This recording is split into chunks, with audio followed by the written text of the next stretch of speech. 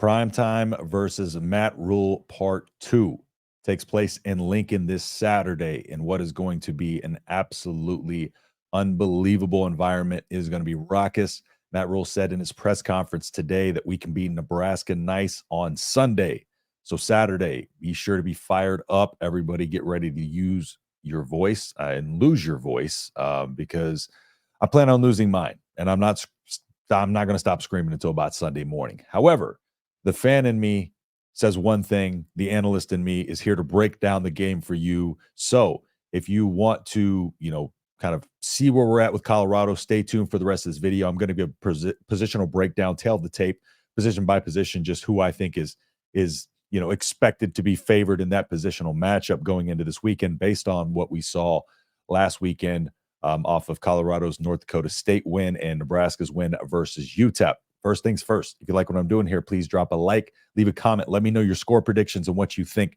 And the score predictions, I'm gonna attempt to do a giveaway to the closest score prediction. If I can find, if somebody can nail it, I want to do a giveaway with that person. So I'm going to try to figure out what I'm going to do when I'm out in Lincoln. I'm going to probably buy something out there and see if I can do a giveaway. So drop your score predictions below and we'll see who's the closest, and we'll do something a little fun with that. But without further ado, all right, so the first thing that I want to do is I want to go ahead and start, let's just start at the top with coaching, right? You have Nebraska, their coaching staff. We know all too well Matt Rhule at the helm of the coaching staff there. You have Deion Sanders over on the Colorado staff. I'm sure if you're asking a Colorado fan, they would probably say Deion. If you're asking a Nebraska fan, they'll say Matt Rhule. But what I saw from Matt Rhule Saturday in terms of coaching and execution was a lot better than what I feel I saw from Colorado on Saturday. Not saying they won't execute a little better this Saturday, but we will see. But I'm going to give the coaching edge, of course, there to Nebraska. And, of course, Matt Rhule has a tenure of head coaching experience in college football. I think most fans would attest that he's probably the superior coach when it comes to that. Now, let's go ahead and just start with the juggernaut that is the Colorado offense, right? Shedeur Sanders. I don't have apologies. I don't have a bad thing to say about Shedeur Sanders other than one thing, his pocket awareness, right? He could stand to take a lot less hits than he does. And just awareness in general, right? Knowing when to get down, knowing when to get out of bounds. He does take a lot of hits, and he's able to make some incredible throws when he extends the play, extends the pocket, and is able to, even step into a throw with pressure in his face. Is able, to get his, kind of like Rhule did on Saturday, where he's able to throw, and not have his hand hit the top of the guy's helmet, but still able to kind of, without that follow through, still able to get some juice on the ball and get it deep. So, and he shows a lot of maneuverability in the pocket. Shedeur, for what we see as Nebraska fans, I know, some of the antics and stuff like that we don't like, but Shedeur is an amazing quarterback and he's extremely accurate. And Nebraska knows that. Nebraska has to be prepared. Matt Rhule needs, they need to be telling these guys that he is a potential first round pick. He is potentially one of the better quarterbacks, if not, he's potentially one of the best quarterbacks in college football. And they need to come with that mindset that we don't need to be discrediting Shedeur for what he is. Shedeur is good. Shedeur's a very good quarterback. And there's nothing else to say about that. Just the one thing I think that's going to hinder him a little bit is his awareness. And Nebraska plays very, very physical defense. So I don't know how many of those hits he's going to be able to take, but maybe he plays a little bit smarter. But I just haven't seen that in his play up until this point. So, and then, moving over to the wide receiver room for Colorado, you have Travis Hunter there, 7 for 132 yards, 3 touchdowns. Jimmy Horn with 198 yards and 1 touchdown. Both of those guys are first-round NFL talent, in my opinion. Jimmy Horn's incredible, 198 yards and a touchdown. Just what he's able to do and the way he's able to create separation. It's just a very athletic group that they have here. We knew that coming into this. Travis Hunter is unbelievable. Even though he's a Colorado player, he's one of my favorite players probably to watch, just because I think no matter what, if it's a team you don't like, but there's a player over there that is fun to watch and a generational like talent, I feel like you have to enjoy that to an extent, right? I'm not going to enjoy it Saturday versus Nebraska, but at the same time, I enjoy seeing the plays he makes. I don't necessarily enjoy them being successful for Colorado, but he's a very fun player to watch, and he's very good. I can't take anything away from him. I really like Travis Hunter. Jimmy Horn, like I said, incredible. LeJontay Webster, 5 receptions for 58 yards, but not a lot of depth in that wide receiver room, at least from what we saw. Very top heavy. from what we saw Saturday. So, we'll see if they get a little bit more pass catchers in that room. And we know Dallin Hayden coming out of the backfield can also catch. Let's move over to the running back room. Speaking of, the running back room, 59 yards on 23 attempts. Dallin Hayden, 9 carries for 20 yards. Charlie Offerdoff, 5 carries for 15 yards. So the running game there was non-existent for Colorado. And, I don't necessarily know how effective their running game can be. Their offensive line, which we'll get into in a second, looked okay. It looked average, right? And I'm not even going to say they took a big step up from last year. They look very, very similar, maybe better in a little bit, a couple of ways, but nothing that really stands out. So, maybe that's due to the fact that they don't feel confident to create running lanes, or, like Deion said, he said, why run when your pass game's working? But I think you just need to be more balanced, because otherwise, with Nebraska's 3-3-5, the uniqueness about the 3-3-5 is designed for spread offenses and fast offenses. And the uniqueness with the 3-3-5 especially is you can drop 8 men into coverage. You can rush 3, drop 8 men into coverage. So they do need to be able to take Nebraska out of just dropping back into coverage, and they're going to have to run the ball to do that. There's no way around that. So if they were going to plan on running the game week 2 versus Nebraska, they should have gotten that run game, at least going a little bit there in the opening game. That's also going to hurt their time of possession, which we'll get into in a second. Like I said, the O-line looked average. Jordan Seaton is a true freshman. We expected him, kind of struggle there. Just overall on the offensive line, what I was noticing when watching the game back is the ends. The lines on the ends were really letting the defensive ends for North Dakota State get really deep at times. And they were basically letting them take them into the backfield before they were going out to get them, right? And instead, you want to take a couple steps back, get out, get those long arms of your tackles out there to really extend and punch those guys out, and set that edge and really not let them kind of collapse that pocket around you. But that happened a lot on Thursday against North Dakota State. And then also, you look at plays like the Colorado 4th and 1, where Colorado just, ran the ball on that 4th and 1. And if you watch that from the point of attack, the Colorado offensive line almost let North Dakota just get off the ball right into their faces before they were able to even react. And by that point, the play was already stuffed up. There was nothing they could do about it. So just very slow off the line at times. And the 2 plays before half that got Colorado into field goal range, the 2 throws, on the first one, North Dakota State rushed 4 on a stunt and got him flushed out of the pocket. And, they were going against 5 Colorado blockers, the same play the next thing, but it was right up the middle. So, Nebraska's defensive line is going to be able to get space and get into that backfield. And then it's going to be up to the stunts up the middle to really make life tough on them with everything else, because then they're going to have to account for those stunts. And their offensive line struggled a little bit against stunts, especially early in this game. So now sliding over to Nebraska's offense, right? Of course, Dylan Rhule, 19 for 27, just had an incredible game. He looked calm, poised, methodical. It was one of those things where he even said he let the emotions get the best of him when he was, kind of on his way to the stadium, or just he started to feel it, not get the best of him.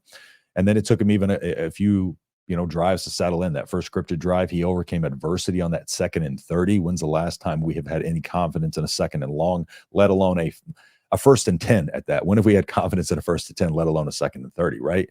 But he operated well. We saw the video about him checking the play 3 times to the line of scrimmage into the Emmett Johnson run. And, he's seeing the field. He's reading the field. He's going through his progressions, and he looked very, very comfortable and poised. He had very calm feet, which equals, calm mind, according to Glenn Thomas himself. So, he stayed very calm, cool, collected. His throws were on the money. And when he didn't put his throws on the money, he put them where only his receivers could get him, didn't put it into harm's way. There was a couple of times where he may have tried to thread a window a little bit and the ball got tipped up. That's going to happen at times, right? You're going to need to make tight window throws, especially when you get into the thick of Big Ten play. You're going against athletic defenses like Ohio State. You have to be able to make those tight window throws. And, he's got to start, looping them in there. But the good news is they weren't intercepted. So he's putting them where they need to be. Moving over to the running back room, Emmett Johnson, 8 carries for 71 yards. Dowdle got in on the action, 8 carries for 55, had the fumble, of course. But Looked very, very good before that. He's a big physical running back that I think could really wear at this Colorado defensive line. 8 running backs from Nebraska's running back room got a touch. 8 different running backs got a carry. Ramir Johnson, 11 carries for 50 yards. He came out there, on that first drive and had, a little bit of success, but I think he got better as the game went along. Gabe Irvin, 6 for 24 and those 2 touchdowns. He's just going to be a absolute load to get down. Of course, Emmett Johnson's been my guy all season. I think Emmett Johnson's the best running back in this room, the most complete running back in this room. But he also plays a little bit on special teams as well. So in terms of, kickoff team and stuff like that too. So moving over to the wide receiver room, 11 players caught a pass for Nebraska's offense. Isaiah Nair, six catches for 121 yards and a touchdown. Of course, that first touchdown to Nair down the right sideline. Incredible pass by Rhule, and incredible balance by Nair to keep his feet on the sideline. And then you turn that over into the first drive where, honestly, probably misplayed it. If he wouldn't have dove, he might have been able to extend his hands out and catch that for a touchdown. So that could have been his second touchdown of the game potentially, but that's neither here nor there. 6 for 121 in the touchdown. Anyways, Banks 4 for 61 in the touchdown. Man, Banks, if you got a jump ball to win, throw it up to Banks. He's going to go get it for you, right? Jamal Banks coming out of Wake Forest. I've been on him all off season. Said I thought he was going to be a top 15 wide receiver in college football this season, and boy, did he show his ability to be able to use his physicality in his body to be able to go up and get balls. And I think that's going to be very, very useful against this Colorado secondary. So stay tuned. I got a lot of analysis coming for y'all throughout the week too, so I don't want to give too much just yet. Janiron Bonner, 3 for 26, 3 catches for 26 yards. Carter Nelson got in there for 3 catches for 21 yards. And a lot of what this offense was shown out there is a very vanilla concept of what we're going to probably see on Saturday, right? Like, we didn't even get to break out our speeds like Jalen Lloyd, like those guys. We didn't really even break out those guys and use them to what we're probably going to try to use them to. There's probably going to be a lot of uses for them on the field this Saturday, and they're going to try to be getting these guys in space, right? Because when I get to Colorado's defense, I'll tell you where that does play into Nebraska's favor. Now let's move over to Colorado's defense. It was not a great day at the offense for Colorado's defense. 449 yards given up, 292 passing, 11.2 per attempt, 157 yards rushing. And just overall was a really bad game for them. They looked better in the second half.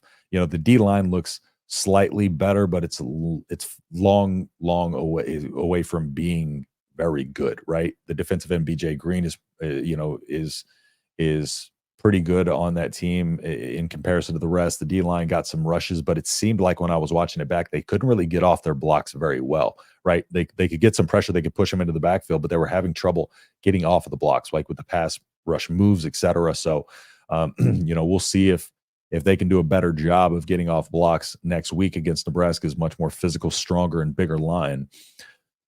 And the linebackers on their defense were constantly out of position, right? It seems like their defense is being very undisciplined with their eyes, right? And so they're overreacting to a lot of misdirection stuff. And I'll get into that too. But like a lot of misdirection stuff were confusing their eyes both in the second and third level. And it seemed like, the linebackers were just late rotating over whenever they needed to, or they were getting out of position. And that's what left a lot of the middle of the field open. Levante Bentley, he struggled in pass pro, had 5 tackles. Trevor Woods, 6 solo tackles. So, I just don't think their linebackers are really sitting down in the middle good enough in coverage to be able to hang with some of these route concepts that Nebraska could have with some of these speedsters over the middle. They're going to have to be very, very much more disciplined with their eyes defensively this week, because I do think Nebraska is going to run a ton of misdirection type of things. They're going to test their eyes. They're going to challenge those things to see if they can keep up. And, against North Dakota State, they didn't do a good job of it. Now, defensive back, you got Shiloh Sanders. He had 6 tackles. Savion Riley at safety had 5 solo tackles as well. The DBs were seemingly getting lost on some double moves and some, just simple route concepts with North Dakota State's receivers that weren't extremely athletic. But again, the defensive backs were losing their eyes at times too, right? They were biting on different things and different misdirections, and they were also very undisciplined with how they played and some of the late hits and stuff, even the ones that didn't get called, the pass interferences and stuff like that, just very undisciplined group from that defensive back. Now, I know the defensive back room does have a lot of talent. So, their upside could be a little bit better, but just again, we're going off what they showed us on the field last Thursday. And it, it was okay at times, but it was bad at times as well. So, but they're going to have to be a lot more consistent against this Nebraska receiving core, especially, and they're going to have the ability to stop the run, which they gave up 157 yards rushing. I know a lot of it at the quarterback, but they're going to have their hands full dealing with a Nebraska pass offense and a balanced offense, that can run the ball just as well, if not better. So now let's go ahead and slide it over to Nebraska's defense here. So, looking at Nebraska's defense overall, the defensive line played well, 9 TFLs. We had a lot of guys get in on the mix. Ty Robinson looked great, 2 TFLs by him. Nash Hutmacher had 3 tackles, 1 solo. It was just a constant rotation of guys, right? Like they got a ton of guys in there to play. Mekhi Gaber, at linebacker, had 1.5 TFLs. Malcolm Hartzog ended up with 5 solo tackles. And even so, let's look at the D line, right? D line played great. The linebacking room, it seemed like, there was times where I wish the defense wouldn't have played so good, almost because I would have liked to see them on the field a little bit more. But when they were out there, they just did their job. It just everybody did what they needed to do well. I don't think anybody really stood out above the rest. I just think it was very sound defense across the board. There was the long touchdown, kind of fluky long touchdown play where Hartzog got beat kind of on that outside, and was able to really kind of it seems just like he misplayed it. Like the timing of it was just a little bit of a misplay, almost like, and his feet were a little bit out of position, and that stuff too. But he still was in a position where I feel like he could have made the play, had he been able to get his head around a little quicker and get in position, and time it a little better. That was the thing. I just think he missed time. That's where Bly Hill's length is important, because when you get a long, you have a long arm guy like that, like Bly Hill out there, 6'3", 6'4", versus a 6-foot guy. He can really use that length to recover. And that's where it helps. The ball skills and the recovery ability really help. And that's where Bly Hill is going to be massive if he can come back for this game, is in his ball skills and just his ability to be a lengthy cornerback, like your prototypical outside corner. And outside of that, like I said, the linebacker room played really, really well, consistently well. A lot of young guys got to rotate through there. We even saw, Vincent Shavers really getting in there. Willis McGahee got in there. Vincent Shavers, I think, had 2 solo tackles, 3 total tackles. So, good game overall from the linebackers. The defensive backs, I mean, they played solid. Sierra Wright on that one play down the sideline. I seen some people talking about like that being blown coverage. I think that was more so just his feet getting crossed up with the wide receiver's feet down the sideline on that one. So I don't really see too much worry about that. That happens from time to time. That's part of the game. That's part of football. It's just, and Sierra Wright again was late getting back to football this offseason. So, but he's played very, very well. But overall across the board from the defense, a very, very solid game. Run stop, pass stop, the entire defense looked good. They're going to have to be locked on and do their job next week to be able to slow this Colorado offense down. And what it is we look at the Colorado offense, 504 yards passing, and then Nebraska's offense 507 or 504 yards total for Colorado, 507 yards for Nebraska, 445 through the air for Colorado, 284 for Nebraska, 59 yards rushing for Colorado, 223 for Nebraska. So again, just a very balanced attack. Time of possession, Nebraska won 38 minutes to 21. Colorado actually lost the time of possession battle, 36 minutes to 23. Okay, so that's another thing too, right? If Nebraska can really wear on Colorado, this game plan to really wear on Colorado, use that physical run game to set up the pass, right? Don't let them sit anywhere. Keep them on their heels constantly throughout the game and just attack. Attack the weaknesses in their defense, attack the weaknesses in their schemes, and use our advantages to their disadvantages. If they're not keeping their eyes disciplined, use a lot of misdirection. If their linebackers are looking a little slow to rotate over, use your speed across the middle, right?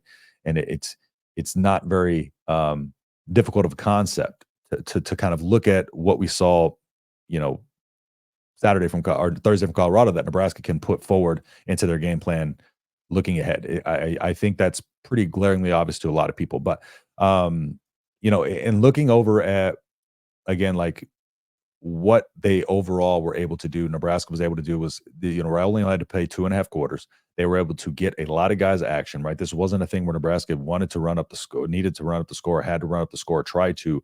They were more so trying to get other guys meaningful game reps. And that doesn't mean they weren't trying to score. That just means they were trying to get guys meaningful game reps to be able to get them out there and see what we got in some of these guys. Again, 8 running backs got a touch. And so we got some real depth and a couple guys deep on that depth chart that got a look. Maurice Mazuka, brother of Micah Mazuka, there. We're trying to get a touchdown at the end. I love Maurice Mazuka. EJ Barthel said earlier this season he's a guy that he can finish the game with, and I agree with that. So, but let's just go ahead and run down position by position what I think who has the advantage. So, quarterback, Colorado, they have the advantage. Shadur, of course, is going to be probably a first round pick next year. Running back, the advantage goes to Nebraska. Of course, Nebraska just has a stable of solid running backs. Some, actually they're all very physical, but a couple big bruisers that are going to be very, very necessary in wearing down this Colorado defense, keeping them on the field so they could just really control the clock and wear them down and assert their dominance as the game goes along. Wide receiver, we'll go ahead and say Colorado there. Of course, Travis Hunter, Horn, those are 2 NFL level talents. Not to say Nebraska's isn't, but week 1 under Nebraska, we'll see what they have, as the season goes along. But I don't think anybody's arguing with wide receiver going to Colorado there. O-line, Nebraska. This one's pretty obvious. Like Nebraska's O-line coming in the season was projected to be better. Nebraska's offensive line performed way better during the game. No secret there. Nebraska's O-line, D-line, Nebraska, again, top 10 unit in the country. Colorado's is a far cry from that. Like I said, they did look a little bit improved, but nowhere near where Nebraska's defensive line is. At linebacker, Nebraska's got the depth, they got the rotation, they have the experience. This is a linebacker room that's very locked in and focused, even from the underclassmen on up to the seniors. So a lot of leadership there at linebacker, great linebacker room. And at defensive back, lacking a little bit of depth. But I'm going to give the edge at defensive back to Nebraska. Just because of how they performed on the field. Like I said, Colorado does have some talent in their secondary, but their secondary didn't look very good most of the game. They looked lost at times. There was blown coverages all over the field. They were getting lost in space. They were getting beat by double moves. They were getting out physicaled at a lot of points. So the defensive back goes to Nebraska, and then of course coaching I gave to Nebraska. So Colorado winning in the quarterback and wide receiver territory, but Nebraska winning everywhere else in terms of how I think these position groups match up head to head. And special teams is still a big question mark, I think, on both sides. I don't think, we saw enough of Alvano, we're going to have to see the special teams a little bit more as the season goes along to see how that transpires and how that comes out. But that'll do it for this preview here. Now, coming up, I'm going to have Chancellor coming on, and we're going to do either he's going to be in a live stream tomorrow, Tuesday, or we're going to do a breakdown of the Colorado game. I'm also trying to get Kevin Borba from Locked On Buffs on the channel for tomorrow's live stream as well. So y'all stay tuned. I'm trying to get a bunch of content for y'all this week from a bunch of different angles so y'all can see and best prepare for this weekend. But again, it is a great weekend to be a Husker fan because it's going to be fun out in Lincoln. Go Big Red, and I will see you in the next video.